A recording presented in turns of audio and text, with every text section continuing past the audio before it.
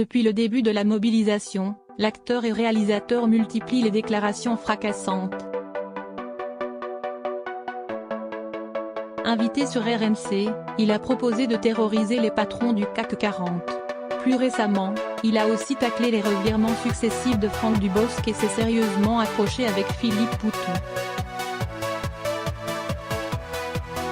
Il ne faudrait jamais laisser Mathieu Kassovitz s'ennuyer. Au risque d'être noyé sous ses tweets ravageurs, la nuance étant chez lui ce que la joie de vivre est à Michel Houellebecq. Un horizon très, très lointain.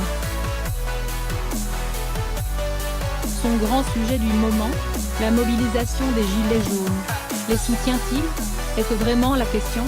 Il est de toute façon impossible de le savoir au regard du caractère contradictoire de ses déclarations.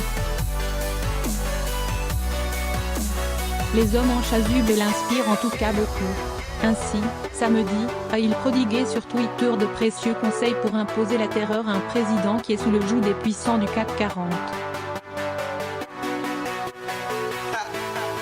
Selon lui, il faudrait tout simplement les empêcher de rentrer chez, puisqu'ils habitent tous au même endroit. À croire qu'il vit lui-même dans une barre HLM de la Courneuve. Ce post a suscité de nombreuses réactions. Parmi celles-ci, on compte bien quelques messages de soutien, mais une immense majorité d'internautes jugent son attitude irresponsable. Stéphane Richard, le PDG d'Orange, a également réagi vivement aux propos de l'acteur, l'accusant de pratiquer l'incitation à la violence. Vous voulez un nouveau Georges Best? L'interroge-t-il, faisant référence à cet industriel tué en 1986 par l'organisation terroriste d'extrême gauche Action Directe.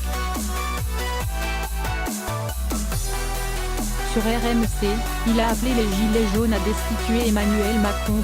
Invité la veille de Jean-Baptiste Boursier sur RMC Story, Mathieu Kassovitz a pourtant appelé les Gilets jaunes, dont il juge le combat légitime, à agir non pas par la force, mais en trouvant le moyen de destituer le président, purement et simplement. Si Macron avait commis un crime qui dans la Constitution française fait qu'on peut le destituer, comme ce qui est en train de se passer aux États-Unis avec Trump. Pas de problème. On passe par le système et le système va faire qu'il va tomber, a-t-il affirmé. Pas avare de recommandations, il a également conseillé aux membres du mouvement de se rassembler, de ne pas rester comme un parti qui n'a pas de tête. Pour quel but? Le seul programme de ce parti, c'est la nouvelle constitution, ajoute-t-il sans hésiter. Outre ses moqueries à l'égard de Franck Dubosc, dont il note le retournement de gilet, le réalisateur de La Haine est récemment entré dans un débat virulent avec Philippe Poutou, toujours sur le réseau social. Lundi, avant le discours d'Emmanuel Macron pour répondre à la grogne ambiante, le président du nouveau parti anticapitaliste, NPA, s'est fendu d'un message pour le moins dubitatif au sujet de l'allocution à venir. Réponse de Mathieu Kassovitz, laisse-le parler avant. Alors heureux Mathieu? Maintenant Macron a parlé et on est bien avancé, tweet après le discours Philippe Poutou. Ben ouais. Ça va être difficile de justifier une révolution le week-end prochain, rétorque le réalisateur. Dans un autre post, il se dit même très content d'avoir un président qui garde sa ligne et qui essaye des choses tout en écoutant et en reconnaissant ses erreurs. C'est vrai, à la fin, tu voulais quoi? Une Mercedes neuve et le SMIC à 2500 Philippe?